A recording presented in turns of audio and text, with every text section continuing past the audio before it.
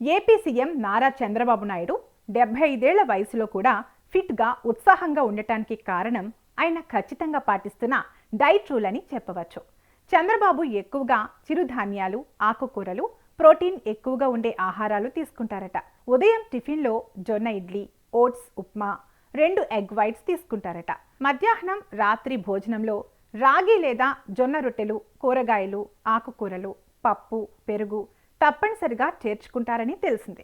చంద్రబాబు నాయుడు ఒక మీడియా సమావేశంలో డైట్ గురించి వివరిస్తూ, మనిషి ఆరోగ్యం తినే తిండిపైన, అలవాట్లపైన, లైఫ్ స్టైల్ పైన ఆధారపడి ఉంటుందని, ఆహారపు అలవాట్లు మారడం వల్ల ప్రోటీన్ రిచ్ ఫుడ్స్కే ఎక్కువగా మొగ్గు చూపుతున్నారని, దీంతో అనారోగ్య సమస్యలు వస్తున్నాయని తెలిపారు. ఆయన వయసుకు తగ్గట్టు ఆరోగ్యాన్ని కాపాడుకునే విధంగా డైట్ రూల్స్ పాటిస్తారట. రోజు వ్యాయామం చేయడం వల్ల ఈ వయసులో కూడా ఉల్లాసంగా, ఉత్సాహంగా ఉండగలుగుతున్నారట. చంద్రబాబు నాయుడుకి టైంకి భోజనం చేయడం అలవాటు. భోజనంలో నూనె, ఉప్పు, చక్కెర వాడకం తగ్గిస్తారు. ఉదయాన్నే బ్రేక్ఫాస్ట్లో కేవలం ఆమ్లెట్ మాత్రమే తీసుకుంటానని ఒక ఇంటర్వ్యూలో చెప్పారు.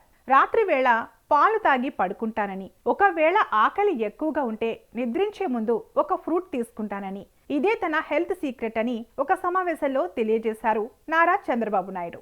రాత్రి వేళ 6 గంటలు నిద్రిస్తానని, ఒకవేళ లేటుగా నిద్రిస్తే లేటుగా నిద్రలేచి ఎక్సర్సైజ్ చేస్తానని చెప్పారు. మనం ఏం తినాలి, ఎప్పుడు తినాలి, ఎంతవరకు తినాలి అనేది ముందుగానే డిసైడ్ చేసుకోవాలని, రుచిగా ఉందని అతిగా తింటే ఆరోగ్యం దెబ్బతింటుందని, కేవలం బతకడానికే తినాలని, తినడానికి బతకడం కాదని చమత్కరించారు నారా చంద్రబాబు నాయుడు. నారా చంద్రబాబు నాయుడు రైస్ తినడం ఎప్పుడో మానేశారు. తాను ఎక్కువగా వెజిటబుల్స్, ప్రోటీన్ రిచ్ ఫుడ్స్ కి అలవాటు పడ్డానని, దీనివల్ల సంపూర్ణ ఆరోగ్యం పొందవచ్చని, మన ఆరోగ్యం మన చేతుల్లోనే ఉంటుందని వివరించారు. షుగర్ ప్రొడక్ట్స్ ఎక్కువగా తింటే ఏదో ఒక రోజు షుగర్ టాబ్లెట్స్ వేసుకోవాల్సి వస్తుందని, అలా టాబ్లెట్స్ వేసుకుంటే మన ఆరోగ్యం కూడా దెబ్బతింటుందని, ఆ తర్వాత ఇన్సులిన్ కూడా తీసుకోవాల్సి వస్తుందన్నారు చంద్రబాబు. కాబట్టి వీటన్నింటికీ దూరంగా ఉండటమే అత్యుత్తమ మార్గం అన్నారు చంద్రబాబు.